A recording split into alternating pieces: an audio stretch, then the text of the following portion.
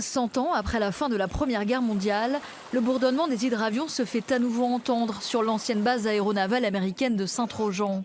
Cette fois, c'est un civil français qui amérit, accueilli par le consul des États-Unis. Très fier de vous rencontrer. Ça n'a pas beaucoup changé parce qu'en 1917, on utilisait aussi des hydravions à coque comme celui-là. Et les problématiques sont les mêmes. Quand on a trop de clapots, trop de houle, eh bien, ça rebondit fort. Saint-Trojan, base stratégique de la guerre sous-marine qui se joue entre Allemands et Alliés.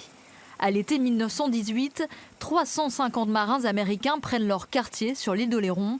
Leur mission, protéger l'embouchure de la Gironde et le port de la Pallice. Ces gars-là vont aussi marquer un peu la vie du pays, puisqu'il va y avoir des mariages, il va y avoir des décès aussi.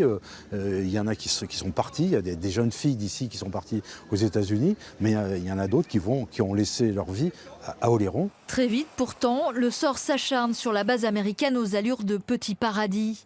La grippe espagnole d'abord, une tragique explosion ensuite.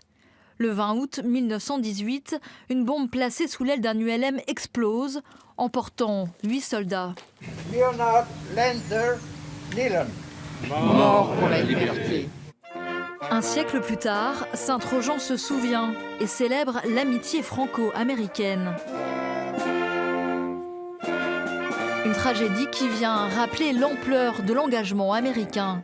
Plus de 2 millions ont servi ici en France pendant le conflit, dont 116 000 ont perdu leur vie.